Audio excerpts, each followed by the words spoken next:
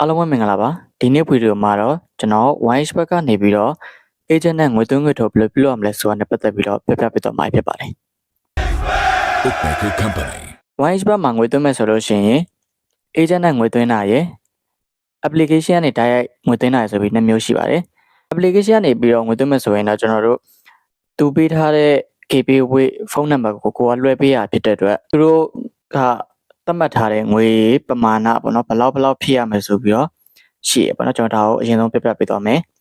Okay ဒီမှာငွေသွင်းမယ်ဆိုဥပမာကိုက KB နဲ့သွင်းမယ်ဆိုလို့ရှိရင် KB တွေကနေမှသူက minimum 9000ဆိုပြီးတော့သွင်းရတယ်ပေါ့နော်ဥပမာ KB ဆိုရင်လည်း KB နံပါတ်နဲ့ဖုန်းနံပါတ်ပေးထားတယ်အဲ့အောင်မှာကျွန်တော်တို့ကရိုက်ထည့်ပြီးတော့မှလုံးဆောင်မှုအမှတ်တွေပါရိုက်ထည့်ပြီးတော့ပြီးရင် confirm ဆိုတော့နှိပ်လိုက်တယ်နှိပ်လို့ရှိရင်ကျွန်တော်တို့ဒီဟာကသူဖြည့်ရဲ့အချိန်ကို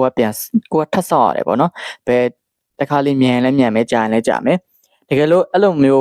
းကိုကသွင်းလိုက်လို့တော်တော်နဲ့ရောက်မလာဘူးဆိုရင်တော့အောက်ကရှိတဲ့ဖုန်းနံပါတ်ကိုတွားပြီးတော့ပြောလိုက်လို့ရတယ်ပေါ့နော်တွားပြီးတော့ပြောလိုက်ပါ Okay ဒီနေ့မှာတော့ကျွန်တော်ကပြောပြပေးသွားမှာက agent နဲ့ငွေသွင်းငွေထုတ်ပြုလုပ်နေပြောပြပေးသွားမှာဖြစ်တဲ့အတွက်အရင်ဆုံးကိုက agent နဲ့ငွေသွင်းမှာဖြစ်တဲ့အတွက်ကိုယုံကြည်စိတ်ချရတဲ့ agent ကိုအရင်ဆုံးရှာမယ်ပေါ့နော်အဲ့ဒါကဘယ်မှာရှာလို့ရမလဲဆိုကျွန်တော် Telegram group တွေပါရှိတယ်တချို့ဆိုလို့ရှိရင်ကျွန်တော် Facebook group တွေထဲမှာ agent တွေတော်တော်များများရှိတယ်အဲ့ဒီကနေမှကိုကတေချာစုံစမ်းပြီးတော့ဘယ်သူကတော့ယုံကြည်ရတယ်ဘယ်သူကတော့မယုံကြည်အောင်ဆိုပြီးတော့ငွေသွင်းငွေထုတ်ပြုလုပ်မယ်ပေါ့နော်ကျွန်တော် Viber မှာတော်တော်များများလာပြောကြရင်ကျွန်တော်အရင်ကတော့ငွေသွင်းငွေထုတ်လုပ်တယ်ပေါ့နော်အခုတော့ကျွန်တော်ငွေသွင်းငွေထုတ်မလုပ်တော့ဘူးဒါကြောင့်မို့လို့လူချင်းမင်းတို့ကကိုယုံကြည်စိတ်ချရတဲ့ agent ကိုပဲအရင်ဆုံးရှာပြီးတော့ငွေသွင်းငွေထုတ်လုပ်ဖို့အကြံပြုချင်ပါတယ်ကျွန်တော်အကောင့်ဖွင့်နေလို့တော့ကျွန်တော်ရဲ့ channel ထဲမှာတင်ထားရပါတော့အဲ့မှာသွားကြည့်လိုက်ပါကျွန်တော်ငွေသွင်းမယ်ဆိုရင်တွေ့ကျွန်တော်အကောင့်ဖွင့်ပြီးဆိုလို့ရှိရင်ဒီမှာအကောင့်နံပါတ်ဆိုတာရှိတယ်ဒီ ID ကိုကိုကမှတ်ထားတာကိုယ့်ရဲ့ ID ပေါ့နော်ဒီ ID ကိုပြပြီးတော့ကိုဘယ်မှာပဲဖြစ်ဖြစ်ဘယ် agent မှာပဲဖြစ်ဖြစ်ငွေသွင်းပြီဆိုလို့ရှိရင်ဒီ ID ပြပြီးတော့ငွေသွင်းလို့ရတယ် Okay ရေးကြည့်တာကကျွန်တော်ဒီ agent နဲ့ငွေသွင်းနေဆိုလို့ရှိရင်တစ်ခါပြန်ထုတ်တဲ့ခါမှာဒီ agent နဲ့ပဲနိုင်လို့မပြန်ထုတ်တဲ့ခါမှာဒီ agent နဲ့ပဲပြန်ထုတ်ရမယ်ပေါ့နော်ဒီဒါကတော့ကျွန်တော်ငွေသွင်းထားတဲ့ဟာပေါ့နော်ငွေသွင်းထားတဲ့ unit ဖြစ်မယ်ဆိုပြီးတော့ပို့လိုက်တဲ့ခါမှာ agent အနေနဲ့သူကတော့ဒီမှာဖုန်းနံပါတ်လေးအရင်မေးပေါ့တချို့ကကြတော့လေတချို့ agent နဲ့ဖုန်းနံပါတ်တစ်ခုတည်းရှိရပေါ့နော်သူကတော့ဒီမှာဖုန်းနံပါတ်ပြပြီးတော့ unit ရမယ်ဆိုပြီးတော့သူပေးထားတဲ့နံပါတ်ကိုကျွန်တော်တို့ကအရင်ဆုံးလွှဲလိုက်တယ်သူ note မှာတော့ကျွန်တော် wine shop နဲ့ပတ်သက်တာတွေပါရတော့မရင်းနေပေါ့နော်ကျွန်တော်ဒီ buy shoe တို့ online shopping ပါညာလောက်ပဲရေးပေါ့နော်ပြီးလို့ရှိရင်ကိုကအခုငွေထည့်လိုက်တယ်ဥပမာကျွန်တော်9000ထည့်လိုက်တယ်ဆိုရင်တစ်ခါလွှဲပြီးတော့သူပေးတဲ့အကောင့်ကိုပဲလွှဲပြီးတော့ကျွန်တော် screenshot ပို့လိုက်တယ်ပြီးလို့ရှိရင်ခုနကကျွန်တော်ပြောတဲ့ ID ပေါ့နော်ကျွန်တော်ရဲ့ ID ကိုပေးလိုက်တယ်ဒါပဲသူကအဲ့ ID ကိုသူကငွေဖြည့်လိုက်ဒါဆိုရင်ချက်ချင်းတက်ရောက်လိုက်တချို့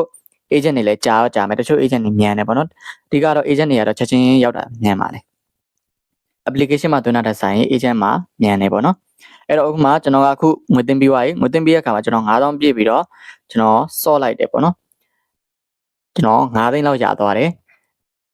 ဒါကတော့လူတိုင်းနိုင်မယ်လို့မပြောဘူးပေါ့နော်လောင်းကစားဆိုတော့ရှုံးတဲ့ခါလည်းရှိမယ်နိုင်တဲ့ခါလည်းရှိမယ်ဒါကျွန်တော်နိုင်ပြီးတော့မှကျွန်တော်ရိုက်တာပေါ့နော်အားကြောင့်မလို့ကျွန်တော်ရှုံးတဲ့ခါလည်းရှိရပေါ့နော်โอเคဒီမှာကျွန်တော်ရတော့ကျွန်တော်ပတ်စံထုတ်ဒီ9သိန်းထုတ်မယ်အဲတော့ကိုက9000သွင်းထားတာဖြစ်တဲ့အတွက်အဲ့9000ကဥပမာကိုကသွင်းပြီးတော့2000ဆော့ပြီးလို့နိုင်တဲ့ဟာထုတ်လို့ရမယ်ဘယ်လိုမျိုးလဲဆိုရင်ကျွန်တော်9000ထဲတဲ့ခါမှာ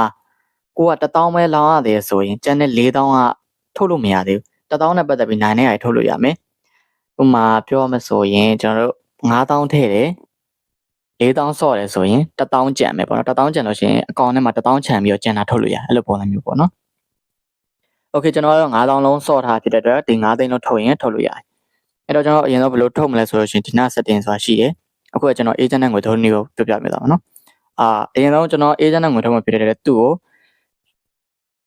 ငွေထုတ်မှဆိုပြီးတော့တွားပြမယ်ပေါ့နော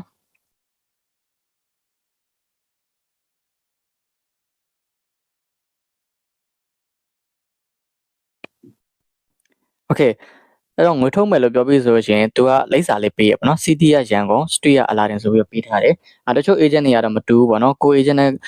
agent like လိပ်စာတွေကွာတယ်လိပ်စာကွာဖြစ်တဲ့အတွက်အရင်ဆုံးကိုကငွေသွင်းတော်တော်လဲဆိုလို့ရှိရင်အဲ agent လိပ်စာကိုအရင်မေးမယ်ပေါ့နော်ဥပမာကျွန်တော်ကရန်ကုန်အလာတင်ဆိုတော့ကျွန်တော်ငွေထုတ်မျိုးပြပြသွားမယ်ခုနကငွေထုတ်တဲ့အခါမှာကျွန်တော်အရင်ဆုံးဒီ setting ဆိုအောင်နှိပ်မယ်ပြီးရင် withdraw ဆိုအောင်နှိပ်မယ် agent နဲ့ငွေထုတ်တာဘယ်နားမှာလဲဆိုရင်ကျွန်တော်အောက်မှာရှိရပေါ့နော်အောက်မှာဒီမှာ cut ဆိုတာရှိတယ်ပြီးရင် 1h ဘတ်ပုံစံမျိုးနဲ့ပေါ့နော်အဲ့ဒါနှိပ်လိုက်မယ် okay ပြီးရင်ကိုငွေထုတ်မဲ့ပမာဏကို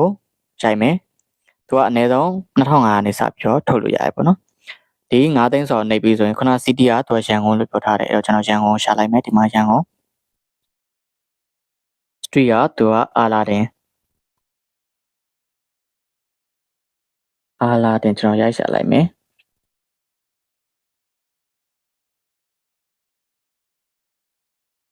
โอเคဒီမှာအာလာတင်24/7ဆိုပြီးတော့တွေ့တယ်ဟုတ်လားကျွန်တော်ပြန်တိုက်ကြည့်မယ်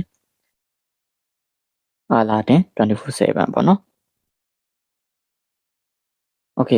အဲ့ဆိုရင်ပြီးရင်ကျွန်တော် confirm ဆိုတော့နှိပ်လိုက်မယ် confirm ဆိုတော့နှိပ်ပြီးဆိုရင်ဒီမှာကိုအကောင့်ဖွင့်ထားတဲ့ဖုန်းနံပါတ်မှာ message ကုတ်ကြလာလိမ့်မယ်အကိုကိုဖြည့်ပေးရမယ်ကျွန်တော်ကတခြားဖုန်းထဲမှာဒီ SIM ကတ်ထည့်ထားပြီးတခြားဖုန်းထဲမှာကြာမယ်ပေါ့နော်အဲ့ဒါကိုကျွန်တော်ရိုက်ထည့်မယ်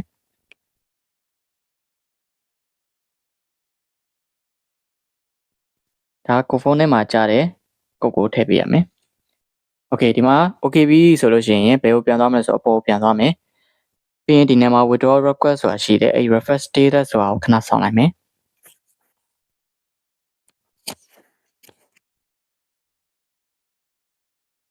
โอเคဒါလေးကိုနှိပ်လိုက်မယ်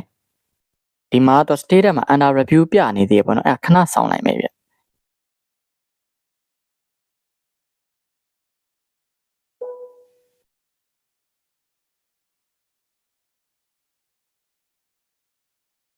ပြီးရင် request status ကိုပြန်နှိပ်လိုက်မယ်โอเคဒီမှာ approve ဖြစ်သွားပြီဆိုတော့ရှင်ကျွန်တော်အဲ့ဒီ approve ဆိုတာကိုနှိပ်လိုက်မယ်ပေါ့နော်ပြီးလို့ရှိရင်ဒီမှာကိုထုတ်တဲ့ဟာကုတ်ဆိုတာပေါ်တယ်ပေါ့နော်ဒီဟာကိုကျွန်တော် screenshot ရိုက်လိုက်မယ်ပေါ့နော်ကျွန်တော်သူ့ကိုခုနကရိုက်ထားတဲ့ screenshot ပို့လိုက်မယ်ပေါ့နော်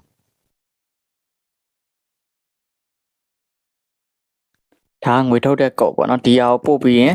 ကိုငွေထုတ်စီခြင်းနဲ့ဖုန်းနံပါတ်ကိုရိုက်ထည့်ပေးမယ်ကိုအကောင့်ပေါ့နော်